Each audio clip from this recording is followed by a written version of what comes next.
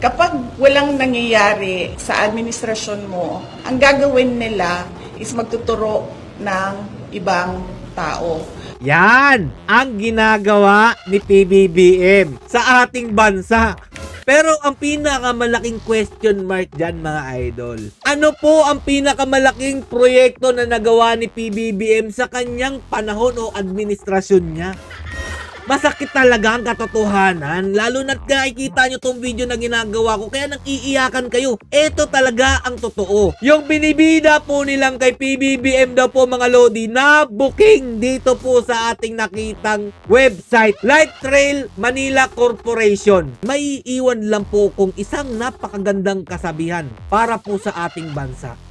Mula sa bansang 20 ang bigas, mahal ang gas, pamasahe mataas, tapos hindi patas, presidente Mandurugas, Pilipinas! Oh, mapipikon na naman kayo, magagalit kayo doon sa babae na nagsalita ng ganyan. Yan naman talaga ang real talk.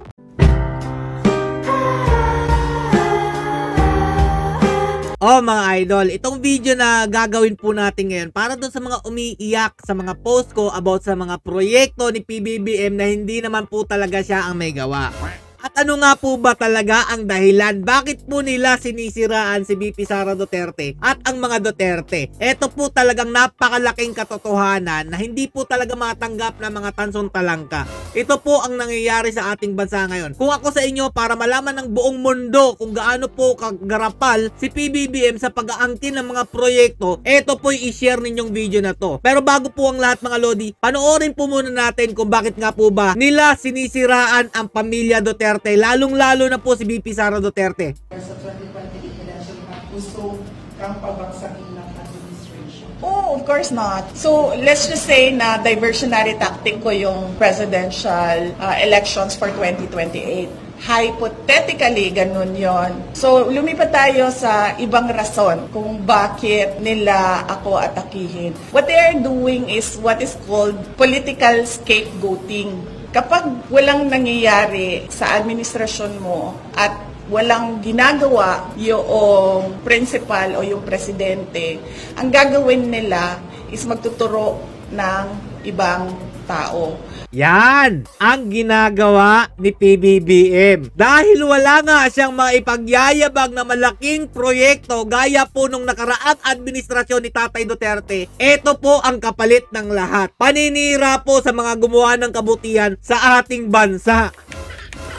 Kapag merong question sa kawalan ng ginagawa ng administrasyon, ang gagawin nila ay magtuturo sa ibang tao para nawawala yung tanong at para nagugulo ang mga tao. That is a classic political scapegoating. Example of which is noong lumabas yung tanong sa blanco sa national budget natin. Mainit na ang tanong, bakit may blanks sa national budget? We are operating on an unconstitutional budget. Anong nangyari? Nagkaroon ng extraordinary rendition kay dating Pangulong Rodrigo Duterte. Hop, naalala nyo yan mga idol? Yung panay tanggi po si PBBM na wala daw pong blanco dun po sa ginawa nilang budget ng 2025.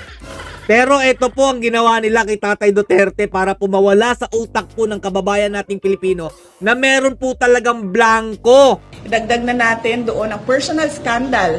Member ng First Family doon sa United States of America. Anong nangyari? 3 days after, merong nangyari na extraordinary rendition o sa pilitang pagkuha kay dating Pangulong Rodrigo Duterte dito sa ating bayan at dinala siya sa the Netherlands. Diba ito yung nangyari talaga mga idol? Yung issue po doon sa LA na nadawit po ang pangalan ng First Lady. Bigla po nilang kinuha ng illegal si Tatay Duterte at pinalabas po nila na meron daw pong kaso nakakaharapin sa ICC sa dahig.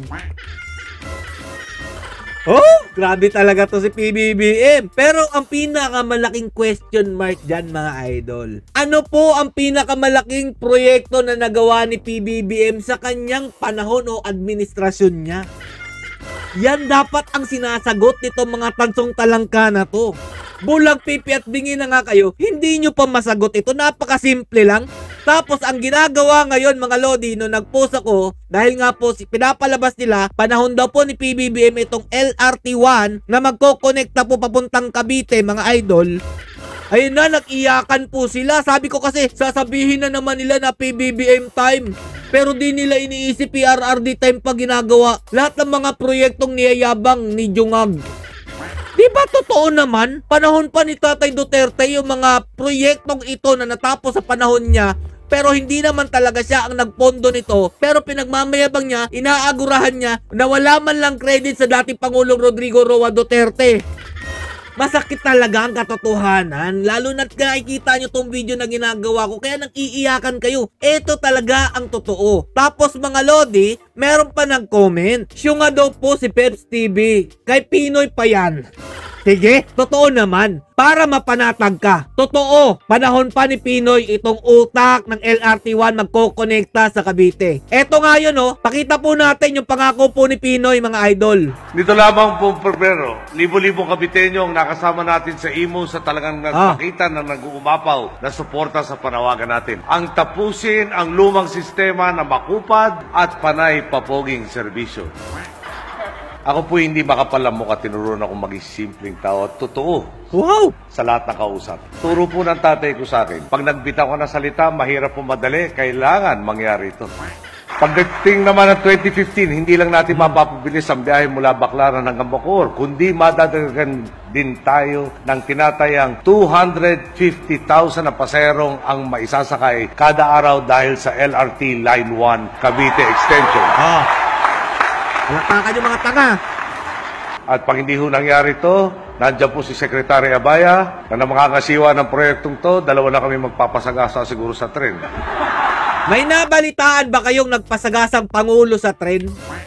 Ang tanong, natapos ba? Hindi, di ba? Panahon ni Tatay Duterte, kasama yan sa build project ni Tatay Duterte. Ano? Sino sa atin dalawa ngayon ang masyunga? Diba ikaw yun? Tinanim ni PRRD lahat ng mga proyektong inanigurahan ni PBBM. Hindi galing sa kanya yun. Kumbaga, lahat ng mga inanigurahan niya, di umano, meron ng saktong budget para matapos ang lahat ng yan. Pero ngayon mga lodi, siya po ang umaangkin ng lahat.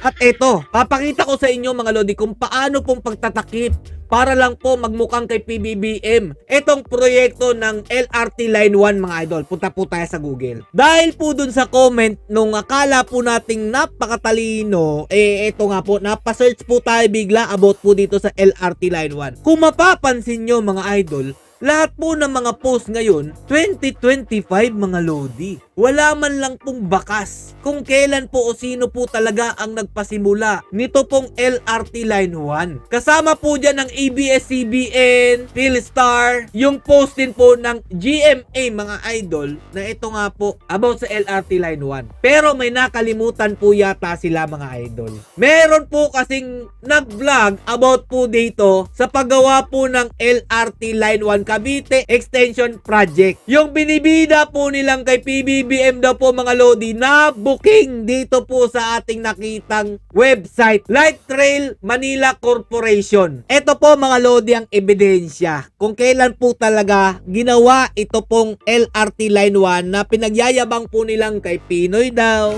Lalong-lalo na po ito kay PBBM daw. Ito po, construction milestones. April 2019, started technical investigation. 2019, Tatay Duterte administration. May 2019, groundbreaking ceremony with grantors and shareholders. September 2019, start physical construction works, design and civil works for raw package 1. September 2020, first pig girder installation. Then 2022, ang target raw package 1 completion. Bakit po mga lodi, hindi po ito natapos noong 2022? Ano po meron nung time na yon? Yes, mga lodi, tama po kayo. Pandemic po yun, pero patuloy pa rin po ang build projects ni Tatay Duterte kahit po meron tayong pandemyang kinakaharap sa ating bansa. Ito po ang patunay mga lodi ng mga ginawa po ng administrasyon ni Tatay Duterte na hindi po talaga nilang kayang itago. Tapos ngayon, sasabihin po nila kay Pinoy yan Tapos ngayon, ang taas ng noo nila na pinagyayabang na kay PBBM daw po ito natapos. FYI po sa inyong lahat, panahon po ni Tatay Duterte bago po siya bumaba bilang presidente ng ating bansa, siniguro po niyang meron na pong saktong budget lahat po ng mga proyektong inumpisahan, sinumulan po niya. Ang tanong, bakit ang laki po pa rin ng inuutang ng ating pamahalaan na si PBBM bagamat wala naman po siyang malalaking proyekto na sinisimulan? Lahat po ng mga inanegurahan niya, mga idol, puro po yun Duterte administration projects, kasama po ng build projects po ni Tatay Duterte yan. Yan po ang pinagtataka po natin ngayon. Tapos ngayon mga Lodi, bilib na bilib ang mga tansong talangka dito po sa kanilang Pangulo. May ginagawa nga daw po naman. Sa tingin ko lang mga idol, kaya po ganito po yung ginagawa nila ngayon na pilit po nilang pinapalabas na sa panahon po ni PBBM, itong mga proyekto na nagsitapusan, malapit na po kasi ang SONA. Mahirap nga naman po magyabang kung wala ka naman po talagang ipagyayabang. Ang problema lang dito, maaati mo bang ipagyabang ang proyektong hindi mo naman ginawa? At bago po natin tapusin itong video na ito mga Lodi, may iiwan lang po kung isang napakagandang kasabihan para po sa ating bansa.